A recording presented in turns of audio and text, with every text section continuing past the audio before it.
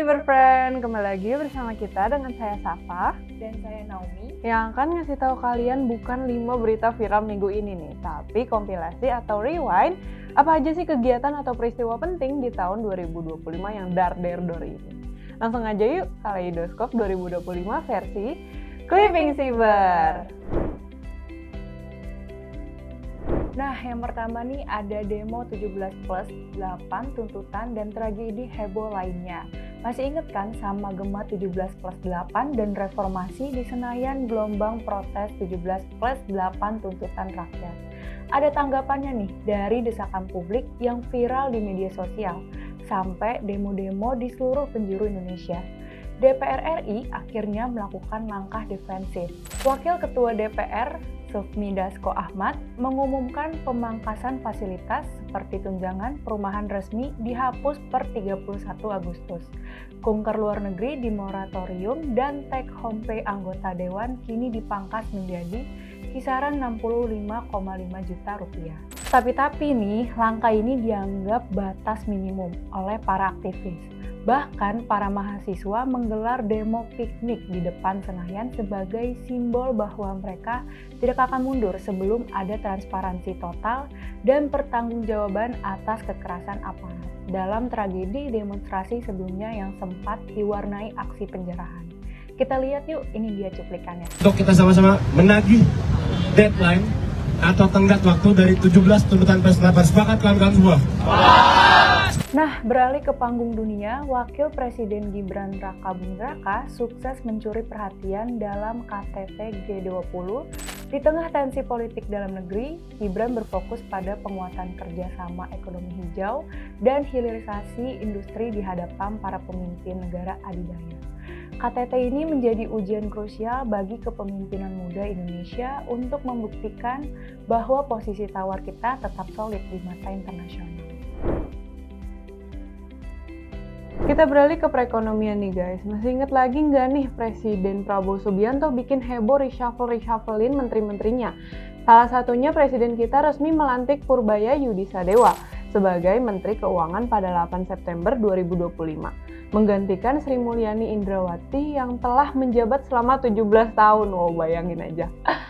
Pergantian ini terjadi di tengah situasi politik yang memanas dan hak prerogatif Presiden untuk melakukan evaluasi kabinet. Purbaya yang sebelumnya menjabat sebagai Ketua Dewan Komisioner LPS langsung menarik perhatian publik dengan gaya bicaranya yang ceplas-ceplos layaknya seorang koboi. Ada aduan yang tidak benar, yaitu tidak benar bahwa bea cukai nongkrong, yang saya bilang nongkrong di Starbucks tiap hari ternyata bukan bea cukai. Coba kasih fotonya, ada gambarnya ada nggak? Dalam 1 bulan pertama masa jabatannya, Purbaya melakukan sejumlah gebrakan besar, mulai dari menyalurkan dana pemerintah sebesar 200 triliun rupiah ke Bank Himbara untuk menggenjot likuiditas hingga memburu 200 penunggak pajak besar. Selain itu, ia meluncurkan kanal aduan lapor Pak Purbaya guna membersihkan internal Kemenke nih dan mengancam akan memecat oknum-oknum pegawai yang tidak disiplin. Nah, ada satu lagi nih kebijakannya yang geger.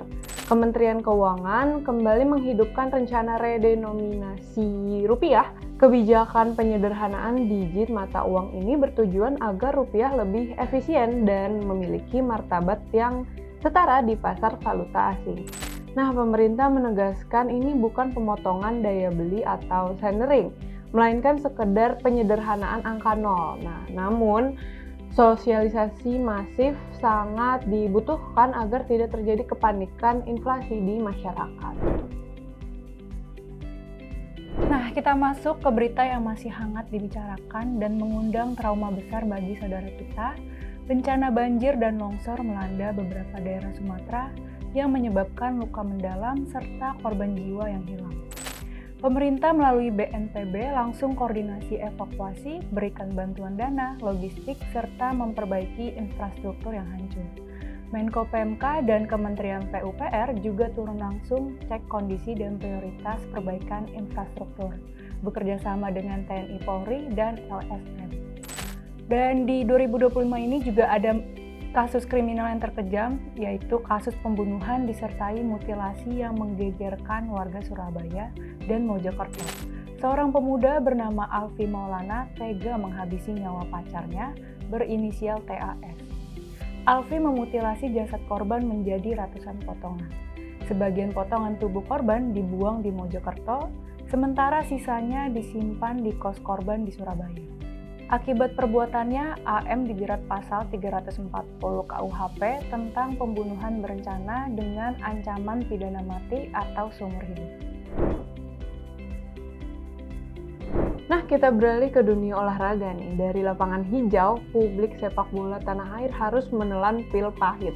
Usai kegagalan di seleksi Piala Dunia, badai pemecatan melanda kursi kepelatihan nih. Setelah Shin Tae-yong resmi dilepas, pelatih penggantinya yaitu Patrick Kluivert pun turut dicoret dalam waktu singkat akibat performa yang tidak kunjung membaik. Namun duka bola sedikit terobati nih oleh prestasi di SEA Games. Kontingen Indonesia berhasil menempati klasemen di peringkat kedua. Perolehan emas yang melimpah dari cabang olahraga non-bola membuktikan bahwa mental juara atlet kita masih perkasa di level Asia Tenggara. Meski finish di posisi kedua di bawah Thailand, sebagai pesaing terberat, perolehan 78 emas ini sebenarnya melampaui target awal yang dipatok pemerintah dan Kemenpora. Diikuti 87 perak, 98 perunggu, dan dengan total semua medali ada 263. Keren, semangat terus atlet-atlet kita. Nah, berita tadi menjadi pembahasan terakhir kita di Kaleidoskop 2025 versi Clipping Saber.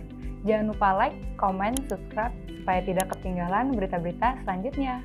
Oh iya, jangan lupa juga follow semua akun media sosial kita di TikTok, Instagram, dan Facebook. Sampai jumpa di video selanjutnya. Bye!